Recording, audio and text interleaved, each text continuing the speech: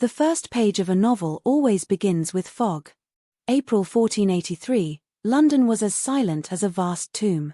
The black ripples of the Thames remembered the screams of countless traitors buried beneath, rather than England's glory. Look, Edward. Beyond those walls lurks the darkness that swallowed your father. Now, we are no longer royalty, but merely fugitives trapped within these cold stone walls. Mother, then can I not become king? I heard the people are waiting for me. Child, a crown is not a shield that protects you, but an arrow aimed at you. Did you see Uncle Richard's eyes? He was already measuring the shroud to be placed over your head. Make way. The protector of England passes. I must protect my nephews from this chaos. It is my only mission. Ludlow Castle, where the young prince grew up, was peaceful. But at the news brought by the messenger, the castle air instantly turned cold. The boy felt the weight of the crown on his shoulders for the first time. Uncle, why are mother and my brother not coming together? Didn't you say they were waiting for us in London? Your Grace, the Queen is safest in sanctuary. London is currently full of the Woodville family's ambitions. I will take you to the safest place. Richard quietly ordered the arrest of Anthony Woodville. It was the moment the prince's only shield was removed. Your Grace. This is the Tower of London where your coronation will be prepared. Richard's voice was soft, but the shadows of the tower stretched out as if to swallow the boy whole. It's much colder here than at court. I keep hearing the sighs of dead people from the walls. That is the weight of history, Your Grace. To be a powerful ruler of England, you must get used to this silence. Now, your brother will be coming. His younger brother Richard was also led into the tower by his uncle. The two brothers hugged each other in relief, but they did not know it was the beginning of a vast prison. Brother, will Uncle really make us kings? The eyes of the soldiers I saw earlier were so scary. Don't worry, Richard. I'll protect you. We are descendants of the House of York. White rose blood flows in our veins. Inform Parliament. Edward IV's marriage was invalid. These children are merely the king's bastards. The legitimate right belongs to me. Citizens. Behold the truth. The missing princes are bastards. The only true son of England is Richard, Duke of Gloucester. What is that sound? The princes are bastards. Duke Richard is clearly being greedy. Richard laughed coldly as he watched the commotion below. Public sentiment was already being manipulated under the name of fear. Uncle, didn't you say you were having a coronation today? Why hasn't anyone come to get us? Your Grace, no. Master Edward. Parliament has stripped your legitimacy. Now, I believe I must take responsibility for this country. No. Give me back my sons. Richard, you devil. Just spare my sons. Outside, Richard III's grand coronation was taking place. The sound of grand music made the boys in the tower feel even more miserable. Brother, are we not princes anymore? Then are we stuck here for our life? Let's wait a little longer. Mother won't abandon us. She will surely send people. Strange and threatening guards take their posts in front of the children's room. The peaceful attendants disappeared, and sharp-eyed men brought their meals. The children did not dare touch the silver plates, fearing poison. Brother, I can't sleep. I keep hearing someone calling our names from behind the wall. Richard III wore the crown. But every night he dreamed of the boys' ghosts mocking him. James Tyrrell, you are my most loyal servant, aren't you? You surely know a way to lighten the load on my shoulders. Your Majesty, just give the order. The secret of the tower will remain forever inside the tower. The sun burned madly, but the interior of the tower was as silent as if it were frozen. An unrecorded summer was beginning. Good night, Your Grace. Tyrrell's greeting echoed hollowly through the corridors of the Tower of London. And that was the last human voice the children heard. Twice as many guards were placed at the gates of the Tower of London. The demands of a few nobles to see the prince's rooms were dismissed with cold answers that they were being cared for. Brother, the flowers down there are all wilted. I wish we could have gone to water them. There is something more urgent than flowers, Richard. Our freedom is drying up like those roses. As time passed, the attendants did not meet the children's eyes. This was because Richard III had forbidden their sympathetic looks. Brother, I'm scared. There's a sound of someone dragging chains outside the window. Is it a ghost? Ghosts cannot harm the living, Richard. What we should really fear are the living who look down on us from the castle walls. Meat and bread were still abundant. But the children ate only small portions, fearing that this might be their last supper. Are they still alive? The existence of those children itself is the greatest insult to my throne. William Slaughter and Miles Forrest. Two assassins hired by Lord Tyrrell began to climb the tower stairs in the darkness. Two huge shadows stop in front of the room where the boys are sleeping. They were sleeping peacefully. Holding each other's hands tightly, they might have been dreaming that their mother would come tomorrow. There were no screams or grand final words. Silk pillows suffocated the children, and so the young flowers of England fell. Where should we bury these children? It must be somewhere where no one will ever find them. Dig under the stairs. Bury them in the deepest, darkest place, among a pile of stones that no one will dare to open. The door was wide open, but the two masters of the room were gone forever. Only the dusty sunlight shone on the empty bed. Your Majesty, that burden has now been permanently resolved. The tower will keep its secret.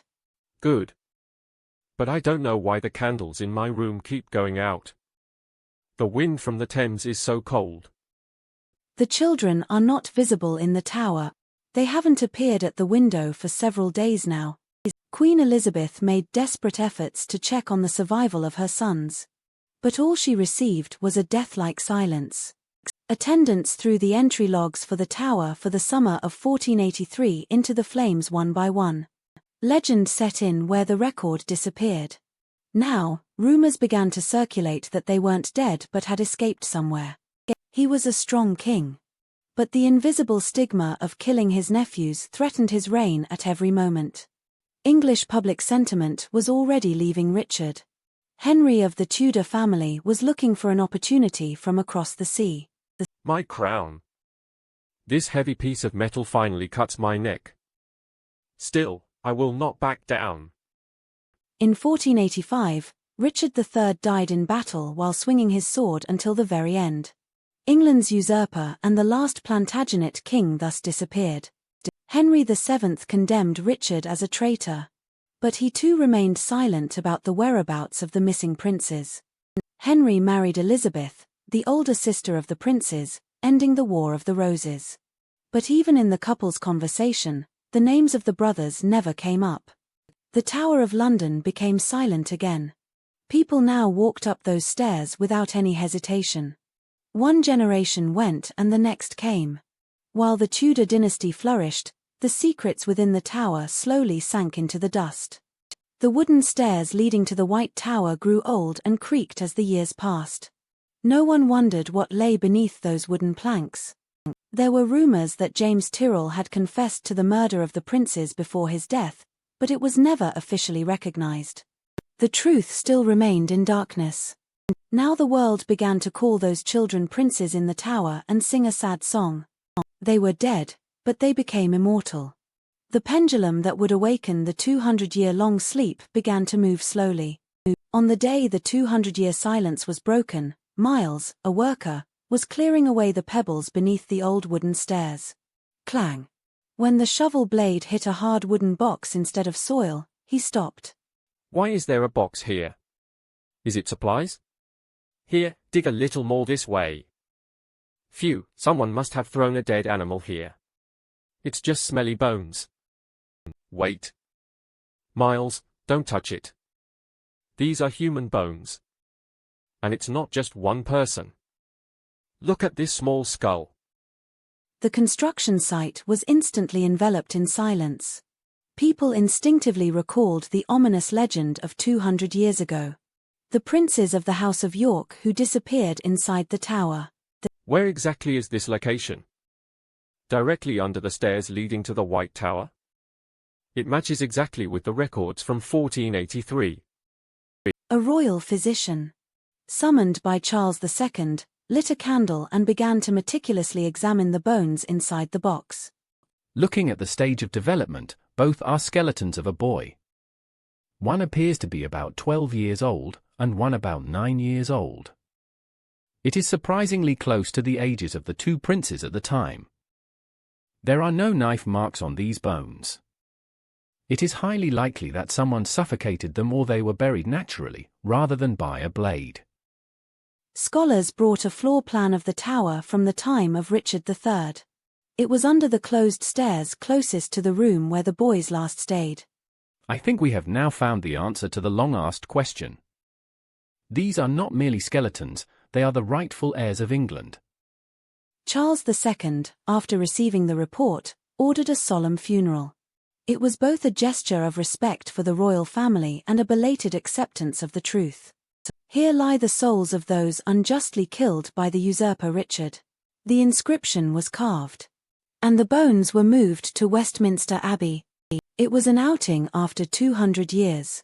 Finally, the children escaped from the feet of the Dark Tower and were laid to rest under the marble of the temple where brilliant light poured in. Although the remains were discovered, the truth was still speaking with a different voice. This is because of the story of another person who claimed to be a prince long before the remains were discovered. During the reign of Henry VII, a strange young man appeared on the European continent. He shouted that he was Richard, Duke of York, who had escaped from the tower. I have wandered through deserts and forests, but my soul has never for a single moment been a slave to that cold tower. I am the true prince. Impressed by his noble speech and elegant manner, James IV treated him as a real prince and even married him to his cousin. It's a fake. He's just the son of a Belgian sailor. How dare that ghostly fellow threaten my throne? Warbeck attempted a landing at the head of an army, but was forced to surrender by Henry VII's powerful forces. Coincidentally, he found himself imprisoned again in the same Tower of London he claimed to have escaped from. It was a cruel joke of fate. Henry VII inquisitors press Warbeck to admit his a fake. Who I am, you will never know in your lifetime. Death will silence me, but the truth will still wander through your dreams. In 1499, Perkin Warbeck's life was cut short. Whether he was a real prince or history's greatest con man remains a permanent mystery. There was an attempt to verify the truth with the power of modern science. The coffin in Westminster Abbey was opened again. A detailed analysis of the bones revealed traces of severe pain in the jawbone of one boy. It hinted at a painful end inside the tower. Although there were successive attempts at modern DNA testing, Queen Elizabeth II did not permit additional detailed verification for the rest of her ancestors. History belongs to the victors. But sometimes unrecorded silence speaks the truth more powerfully than any literal character. A single crow looks out over the Thames from the top of the White Tower. Even now, 500 years later, the Tower of London remains silent. Only that stone wall, which would have heard the boys' screams, is the only witness. Power is fleeting and ambition bleeds. But the desire for truth survives through the ages. Among the flashy buildings, the tower still carries the weight of the past. What lies beneath this ground we stand on? What you believe is history. But remember, silence is sometimes the most honest answer. With the silhouette of the Tower of London disappearing into the fog, the story of the boys stops here. Now, only your imagination remains.